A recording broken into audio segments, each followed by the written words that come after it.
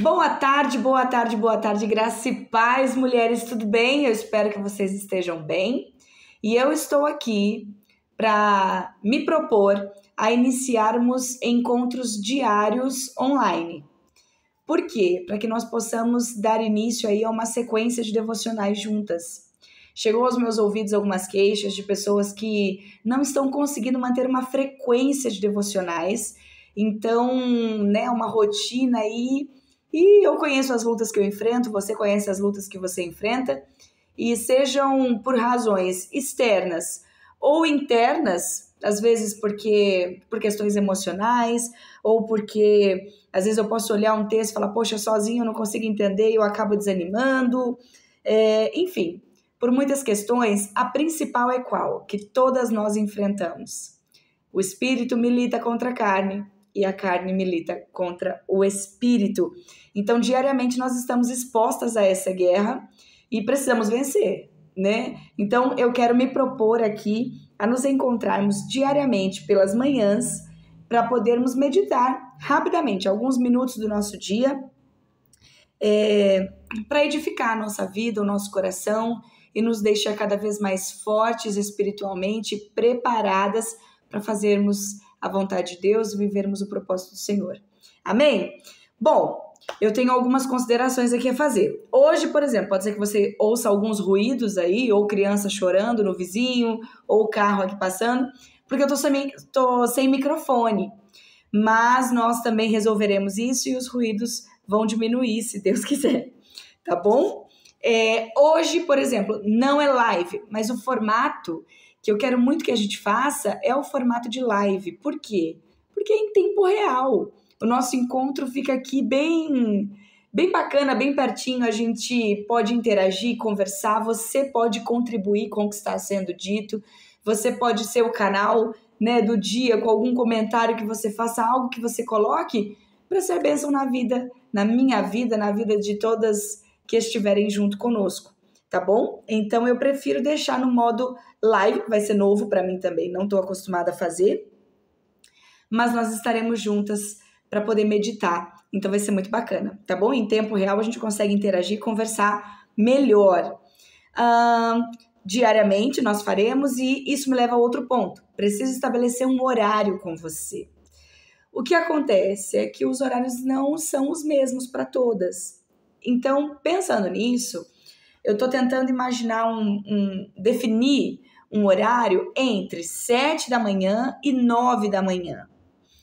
Por quê? Porque antes das 7, muita gente pode ser que não consiga acordar, às vezes vai dormir muito tarde por causa dos filhos, enfim, e às vezes não consegue acordar antes disso. E 7 horas, poucas pessoas, eu acho, não tenho certeza, mas eu acho que entram no serviço antes das 7, né?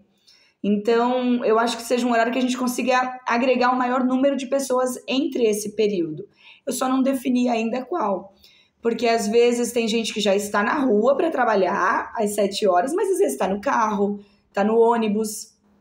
Então, quem está no ônibus consegue colocar um fonezinho e consegue ainda interagir, na live, e quem estiver no carro consegue colocar no som e ir ouvindo também, participando com a gente. Então, eu preciso definir aí entre 7 e 9 horas da manhã. 9 horas eu acho que já é bem tarde, então vai ficar entre 7, 7 e meia, 8, 8 e meia, por aí, para a gente poder decidir. Certo? Deixa eu ver o que mais que eu tenho para falar. Eu acho que, na verdade... tem mais um comentário a fazer.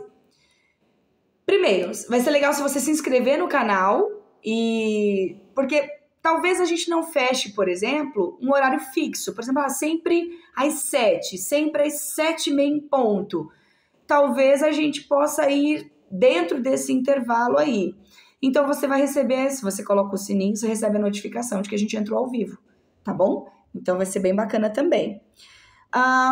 Outra coisa que eu planejei aqui pra gente.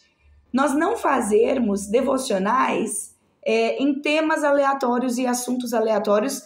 Claro, se o Espírito Santo, de repente, ministrar no nosso coração, encaminhar para algum texto que não esteja dentro do nosso planejado, eu vou embora. Eu vou, com certeza, seguir por esse caminho. Mas se tudo ocorrer, né, e for conforme a gente planeja, nós vamos seguir sequência dentro do livro, certo? Então a gente vai acompanhando aí gradativamente os acontecimentos do livro e a gente vai fazendo devocionais diários dentro dessa sequência de leitura que nós faremos, tá bom? E assim a gente consegue realmente conhecer o livro e ficar contextualizado sempre da história, tá bom? Então, o livro escolhido para a gente iniciar é Mateus, certo? O Evangelho de Jesus aqui segundo Mateus. E vamos começar já, tá bom? Quero que você acompanhe aí comigo. Eu tô com a minha Bíblia aqui, ó. Tá aqui embaixo. Mateus 1. Se você não sabe o que tem em Mateus 1, você vai ficar tranquila. Mas se você sabe, talvez você se assuste e fale, não acredito, vamos começar aí, como assim? Mas você vai entender o que eu creio que Deus esteja falando ao nosso coração no dia de hoje, tá bom? Mateus 1, a partir do verso 1, vai dizer assim, o livro da geração de Jesus, filho de Davi, filho de Abraão. Geração, e é isso mesmo, é genealogia. Vamos seguir. Verso 2, Abraão gerou a Isaque, e Isaque gerou a Jacó. E Jacó gerou a Judá e a seus irmãos. E Judá gerou a Pérez e Zerá, de Tamar. E Pérez gerou a Esrom, e Esrom gerou a Arão. E Arão gerou a Aminadab, e Aminadab gerou a Naasson, e Naasson gerou a Salmão. E Salmão gerou a Boaz, de Raabe. E Boaz gerou a Obed, de Rute. E Obed gerou a Jessé. Não foi chata a leitura, graças a Deus por essa leitura e por todas essas informações, porque elas trazem riqueza de detalhes que a gente só não presta atenção. Mas eu quero focar com você aqui no verso 5, que fala que Salmão gerou a Boaz de Raabe e Boaz gerou a Obed de Rute. E quero comentar para o nosso coração o seguinte, que dentro dessa genealogia, nós podemos compreender inúmeros, embora nós tenhamos lido apenas um pedacinho dela, porque tem uma continuidade aí, tem uma série de nomes masculinos, né? De nomes de homens, dos patriarcas, né? Enfim, dos ancestrais de Jesus na figura masculina. Por quê? Porque o costume judaico é esse, né? Na genealogia é colocado a figura masculina.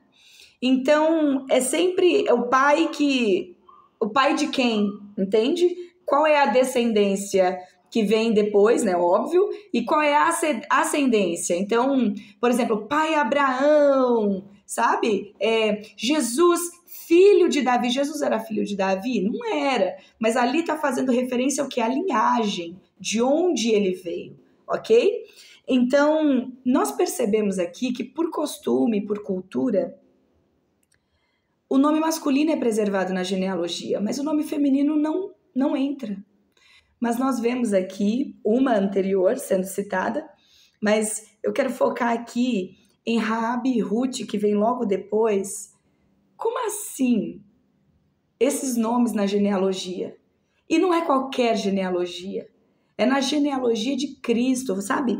Mateus está aqui registrando especificamente e deixando esses nomes bem informados aqui na genealogia. E quando nós paramos para pensar, nós podemos observar não somente, por exemplo, por que essas mulheres entraram na genealogia de Jesus, mas talvez a pergunta seja sobre quais circunstâncias, sabe? Quando nós formos para os livros em questão, onde as histórias delas são registradas, nós entraremos a fundo em tudo isso, no passado delas, na história, no contexto, e vai ser muito enriquecedor. Mas nesse momento eu posso só já anunciar para você que essas duas mulheres, elas eram mulheres estrangeiras, elas não eram mulheres que cresceram ou nasceram professando a fé em Deus. Essas mulheres nem eram para estar aqui. Uma é Raabe, né, que você conhece a história, das muralhas de Jericó. Raabe morava lá antes de Israel tomar a terra e ela era uma mulher prostituta, ela era uma mulher que vivia sob uma condição que eu acredito que ninguém deseja, né? Improvável, inclusive, de estar na genealogia do Salvador. E nós encontramos Ruth, uma moabita, terra estrangeira também, que todo o enredo da sua história a trouxe para esse lugar onde ela é mencionada. E o que eu quero dizer para o nosso coração nesse dia é que, independente das circunstâncias que nós vivemos, nós temos vida dada por Deus. E o que significaria isso nesse contexto do que a gente está dizendo? É que a nossa vida entregue por Deus, ela não é à toa.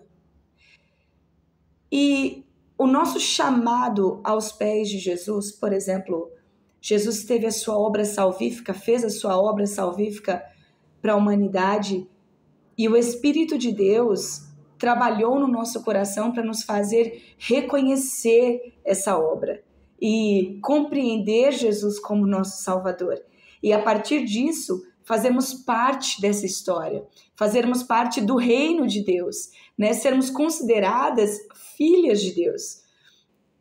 E quando nós pensamos nisso e observamos a vida e onde elas foram parar, a vida dessas mulheres e onde elas foram parar, precisamos compreender uma coisa muito importante. A nossa vida não é por acaso justamente porque Deus nos deu. E Deus nos coloca exatamente na posição que Ele nos quer. Então, não viva os seus dias, não viva a sua vida, independente da circunstância que você esteja vivendo, esteja passando, não viva os dias como se eles fossem inúteis, como se a sua vida não tivesse sentido. Não acredite numa mentira que vem às vezes sobre nós, né, sobre a nossa mente, de que a nossa vida não importa, de que nós não temos um propósito, de que nós não servimos para nada, tanto faz como tanto fez você nascer ou você existir. Não é real, não é verdade. Quando nós formos examinar as histórias dessas mulheres, veremos as situações de total improbabilidade de elas acabarem onde elas acabaram, sabe? De encontrar sentido totalmente diferente da situação às quais elas foram expostas anteriormente. Então, gente, Deus nos fez para agir em nós e para agir através de nós. Então, você não sabe do seu amanhã. Talvez você esteja desanimada ao ponto de desacreditar do Senhor, sabe? Da fé em Deus. Ou você esteja vivendo ao ponto, uma circunstância tão difícil e uma situação tão complicada emocionalmente, que talvez você esteja desacreditando do seu ambiente familiar, do seu casamento. Talvez você esteja desacreditando da sua própria vida, no sentido de existência, de pensar, poxa, vale a pena mesmo eu continuar? Eu acho que eu nem vou continuar. E você, de repente, querer tomar uma decisão que você nem tem essa autonomia, porque Deus é o dono da sua vida. Quem dá é quem tira. Entende? Então, só compreenda, pelo amor de Deus, que olha só, eu comecei te apresentando que na genealogia nem mulher entra, mas elas entraram, elas foram citadas com respeito, entende? Com honra, trazendo aí um precurso da chegada do Salvador da humanidade, do Messias prometido, ao qual todos aguardavam, entende? Então, olha onde elas foram parar. Você pode apostar que, assim como você, elas não imaginavam. Você não sabe para o que Deus vai te usar. Você não sabe o quão significativa será a sua vida, o quão tem sido, inclusive, né? Porque nem tudo que a gente, nem todo resultado daquilo que a gente faz, sem saber que está gerando resultado, a gente toma ciência depois. Às vezes a gente segue a vida sem saber. Muitos profetas profetizaram e profetizaram inclusive Jesus antes de Jesus chegar, e eles morreram antes de ver que o que eles profetizaram realmente aconteceu. Entende? Então você não sabe, primeiro, tudo que você fez até hoje, o que gerou, tamanhos resultados foram gerados na vida de outras pessoas e talvez você nunca venha saber. Mas a sua vida Deus ainda não tirou, então ainda tem algo que Ele queira fazer através de você para marcar a história. Então compreenda que se você está aqui, é porque Deus te fez para estar. Se Deus te colocou aqui, é porque Ele tem algo para fazer com você aqui. Amanhã Deus te colocará em outra situação, em outro lugar, é porque Ele tem propósitos a serem cumpridos através da nossa vida. E em conjunto, nós estamos convergindo para que o plano dele até o fim dos séculos, até a consumação dos tempos, possa ser cumprido. Amém? Que Deus te abençoe, que Deus te encoraje e te dê essa convicção de que Ele te fez e Ele te fez com propósito. Amém? Deus te abençoe em nome de Jesus. Vamos orar? Senhor, nós estamos aqui, Pai, diante da Sua presença e te glorificamos e te agradecemos por tudo que o Senhor tem feito até aqui. Senhor, nos perdoe pela incredulidade do nosso coração, nos perdoe pelas revoltas do que a nossa natureza humana quer demonstrar. Senhor, nos perdoe pelas nossas falhas enquanto mulheres, enquanto seres humanos. E nós te pedimos que o Senhor nos dê essa fé, que o Senhor trabalhe em nós essa convicção de existência no Senhor, essa convicção de pertencimento, de relacionamento com o Senhor. E essa convicção, Senhor, de que nós nascemos para marcar a história, nós nascemos para fazer a diferença, nós nascemos para sermos úteis para o Senhor, no seu reino e na história. Porque o Senhor é a grande mente, o Senhor é aquele que planejou o plano perfeito e nós estamos inseridas nesse plano. Fomos alcançadas por Ele e seremos instrumento de alcance ainda maior de outras pessoas. Então, em nome de Jesus, resgata em nós, Espírito Santo, traz de volta para dentro do nosso ser essa convicção no Senhor, de que o nosso dia não é qualquer dia, a nossa vida não é uma mera existência, mas o Senhor tem cuidado de nós e o Senhor conta conosco. Em nome de Jesus, fortalece a nossa fé para a glória do Teu nome. Amém. Amém. Glória a Deus. Um beijo no seu coração, até amanhã e não se esqueça de se inscrever no canal. Deus abençoe.